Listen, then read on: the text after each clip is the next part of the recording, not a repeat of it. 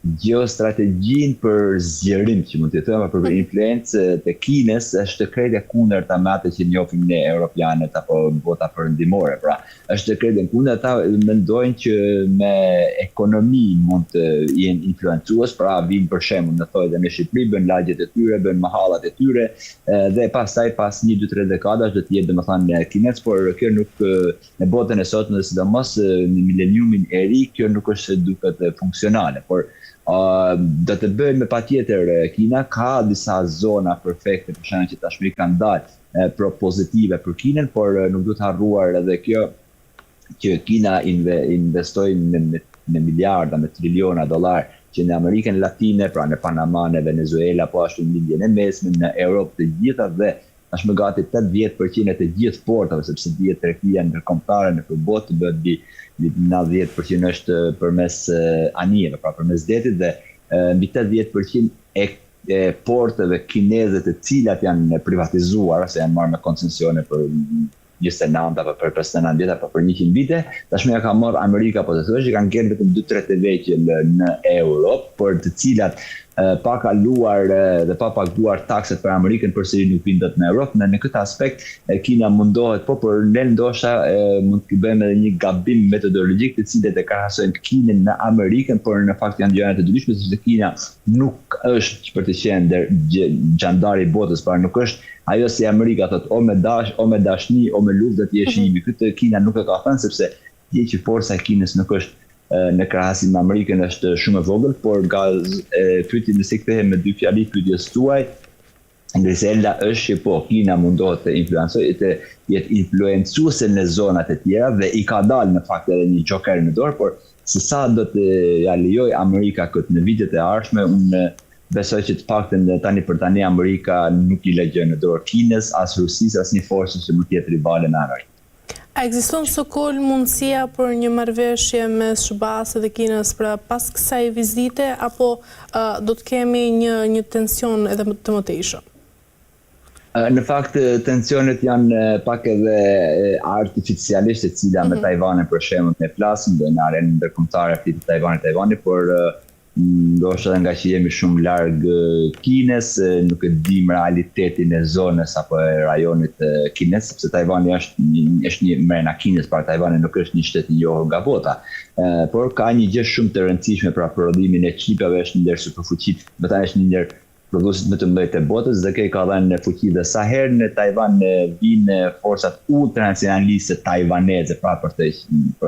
zgjedhje dhe për qeveri, atë në të gjithë media ndërkombëtare rrihet ai problemi që ata në Tajvan do të marrë pavarësinë, do të ikën nga Kina e të tjera, dhe këto përdoren normalisht, këto janë super perfekte për të dobësuar, pra për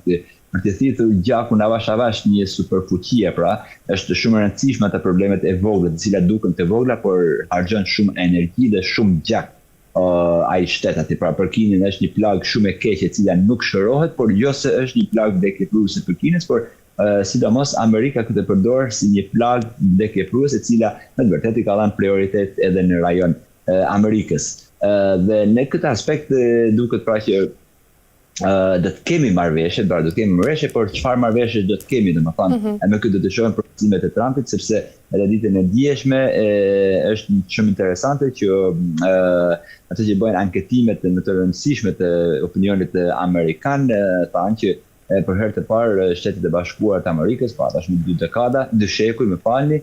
kemi një president që 98 herë në ditë gënjen, ose nuk e thot të vërtetën. Pra, kështu që do të presim se çfarë do thotë zoti Trump, por gjithë influenca amerikane në rajon pra afër Kinës dihet që është shumë prore para Kinës, edhe pse ne Kinën e shohim si një superfuqia influencuese është Amerika, të cila edhe Trump shkon me një dorë shumë të lartë, domethënë në Kinë, nuk është se po shkon se po shkon ke i malli, por i malli shkon në thojza rivali i tij, e cila edhe Kina në fakt është e gatshme të ofrojë Amerikës shumë mund të themi shumë lehtësime për zgjedhjen e disa probleme të cilat për shembull Amerika nuk po arrin të zgjidhet, për shembull për luftën në Ukrainë, Rusia e cila është problematike për Europën dhe dihet që në kohët e fundit Europa me Kinën po ka zhvillon marrëdhënie shumë të rëndësishme, të cilat këtu Kina mund të jetë, domethënë ndërmjetësuese që të zbusi marrëdhëniet Moskë-Bruksel, pra Bashkimi Evropian Kinë, por në aspektin e Iranit nuk besoj që Trumpi do t'i kërkojë diçka sepse Amerika në lindjen e mesme është e prore e cila duke krijuar kaos e ka kontrollin rajonal. Sokol, nga ana tjetër, tjetër informacion është se Arabia Saudite ka kryer sulme të shumta të papublikuara ndaj Iranit në një shenjë hakmarrje pra për sulmet e kryera gjatë luftës në lidhjen e mesme. Dhe kjo sipas dy zyrtarëve perëndimor të informuar për këtë çështje dhe dy zyrtar iranian. Sokol, pse Arabia Saudite vendosi të godas drejt për drejt Iranin dhe pse këto sulme janë mbajtur të fshehta deri tani? Grisela, në fakt lindja e mesme është shumë ndryshe nga ajo që flasim ne dhe unë kur flas me kolegët e mi atje me akademik, me miq të rëndësishme të atyre zonave, vazhdimisht thonë që ju perëndimorët nuk na kuptoni atë neve, çdo gjë është shumë ndërthurë dhe nuk është ashtu siç e shihni në fotografi. Për shembull, jep një shembull shumë interesant që shumë bombardimet në zonë, pra qoftë në Emiratet e Bashkuara Arabe, pra në të gjitha të shtetet e Gjirit Persik, po ashtu edhe në Irak, brenda në Irak, në Siri, në Arabinë Saudite, dhe bombarduar gjoja në thojza nga Irani.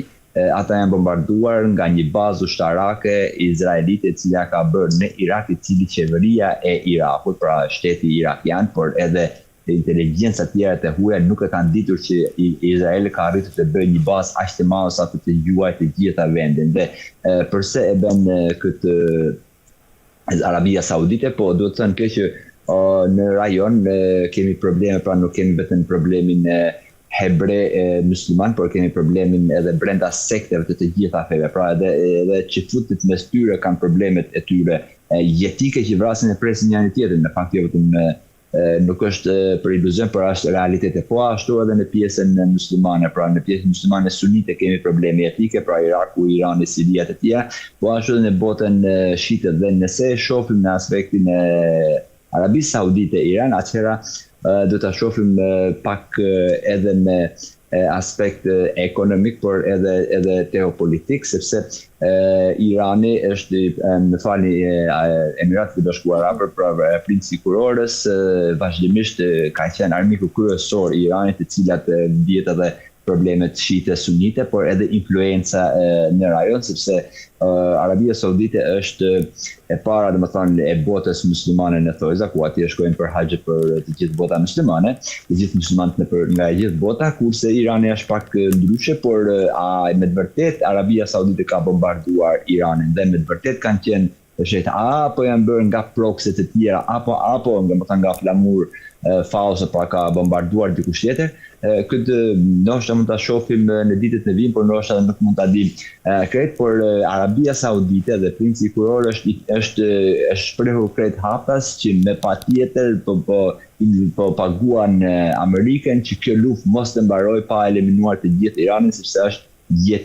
problematika jetike për Arabinë Saudite është Irani, sipas atyre. E qartë. Mirë, Sokol, për ta mbyllur, ndërkaq apo përpiqen Shtetet e Bashkuara të Amerikës të përdorin aleatët arab për dobësuar Iranin, por pa hyrë vetë pra në një luftë të drejtë për drejtë? E tashmë po, kjo duhet ta shohim edhe ditët e fundit, ku për shembull edhe zoti Trump tha që ne kemi dërguar armë, kemi dërguar para të panumërta kurdëve për të hyrë në Iran, para për të stabilizuar Iranin nga brenda, por kurdët nuk u përgjigjen, edhe pse janë luftëtarë të mirë, nuk u përgjigjen, dhe këtu është një ndikim totali turqisë, me sa duket, pra nëse shohim nga rajoni, nga fusha e luftës, dhe mosarritja e kësaj automatikisht Amerika nuk e lën lojën e vet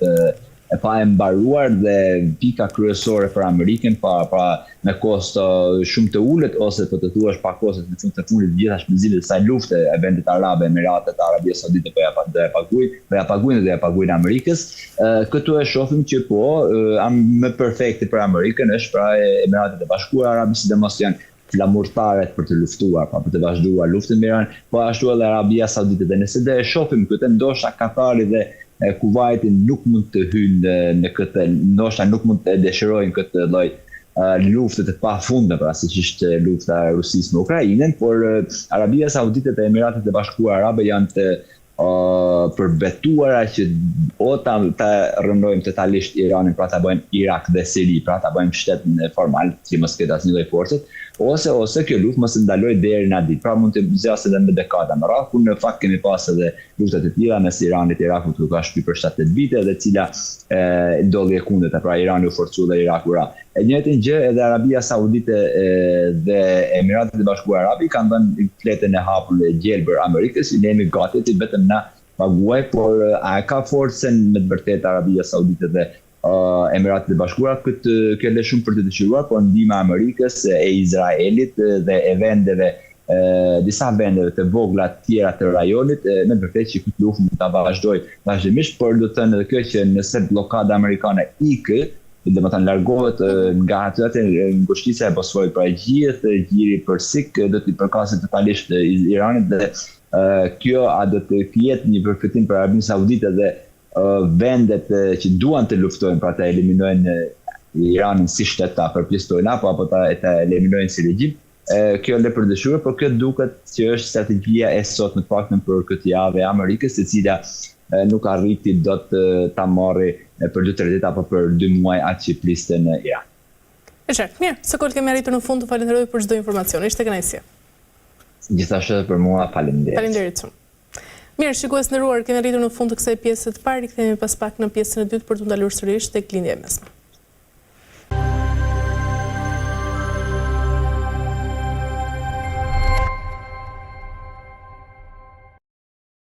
Mirë, shikues nderuar, jemi rikthyer tashmë në pjesën e dytë ku do ndalemi sërish tek vizita e presidentit të SBA-s Donald Trump në Kinë, pra për takimin që do të ketë me Xi Jinping. Dhe sigurisht kjo vjen në një kohë, siç e tham, kur rivaliteti midis dy ekonomive më të mëdha në botë po formësohet gjithnjë më shumë, sigurisht nga konkurrenca ekonomike, leadershipi teknologjik, por edhe ndikimi global. Kam të ftuar në këtë pjesë të dytë zotin Ardian Lezi. Ju përshëndes, kënaqësi. Përshëndetje, nderuar, kënaqësi për ftesën. Zoti Lezi, atëherë ta nisim me takimin e Donald Trump pra me Xi Jinping në Kinë. Pse pikërisht Donald Trump po shkon në këtë moment pra në kulmin e luftës me Iranin në Kinë dhe çfarë do të kërkojë realisht nga Pekini?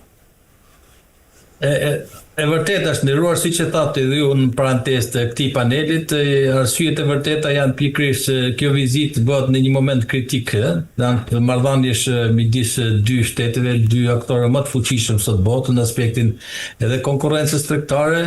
por edhe gjithë çka që lidhet me këtë konkurrencë, në teknologjinë, armatimet, çështjen e Tajvanit, marrëdhëniet me Korenë, sidomos edhe konfliktin në